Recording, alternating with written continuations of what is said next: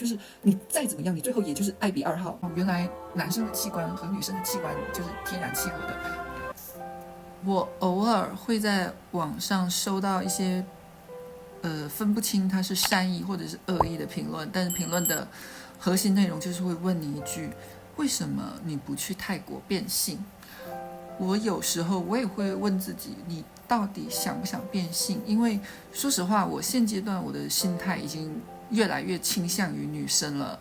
倒不是说我之前觉得我是男的，只是之前我还不知道原来我的可塑性这么大。我这里指的可塑性是女装的可塑性，因为我之前怎么说，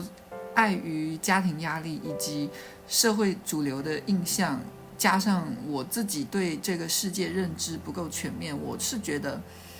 我是抱有一种尽量的在不偏移自己内心的想法的同时，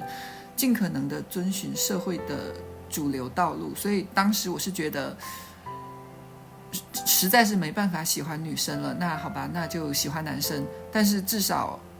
当个男同性恋好了。但是自从我今年开始做女生的打扮之后，我突然有一种觉醒的感觉，就是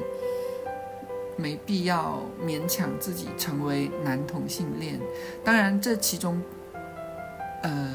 不只是基于这个原因，还有一个原因就是做女性打扮之后，因为你们也能看到我非常的适合，不论是声音、身材还是容貌，我都可以完美的无缝衔接在这个社会的人潮中，就是只要你不知情，就是迎面走过，没有人会认为这是个男的。你们能明白吗？完美融入人群中，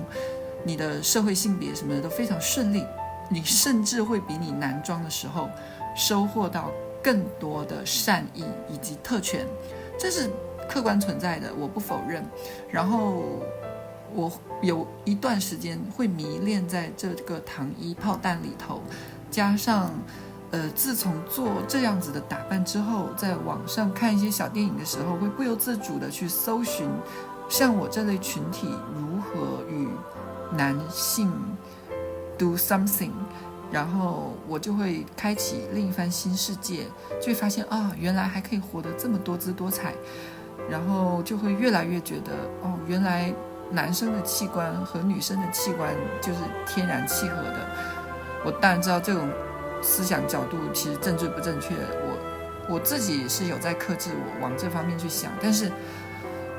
在这样的基础下面再去回看网民们对我的质疑，你为什么不去变性呢？我有时候甚至会真的觉得说，对，我是不是可以把这件事情提上日程，就是等我真的有到那个钱了，说不定我真的会去。但仔细想想，因为我最近女装出门的次数越来越多，也不是越来越多，就是已经日常就是在女装出门了。我发现了一件，我不知道大家有没有发现这件事情，但是我姑且就这么先说出来了，就是我发现男性做女装的打扮，不管你再成功，你随着年龄的增长，你的蛛丝马迹会越来越明显。在我心目中国内女装的天花板就是艾比跟理由我是没有在 follow， 我没有在主动的去 follow 他们的生活状态，但是艾比我经常会从抖音刷到，他在特写近景的时候你完全看不出区别，但是一旦切到全身，那种男性的骨骼感以及男性特有的那种比例就会流露出来。但是艾比他已经是女装大佬们心目中的天花板了，就是你再怎么样，你最后也就是艾比2号。如果连艾比都无法真正的隐藏，就完美的隐藏这种社会女性的身份的话，那我们的上限也就是到那个 level 了。我一想到这个，我就觉得我似乎好像没有必要花这么多的钱去让自己再陷入另一个地狱中。我用地狱这个形容我不知道准不准确，但是我的意思希望你们能听得明白。说白了3个字，没必要。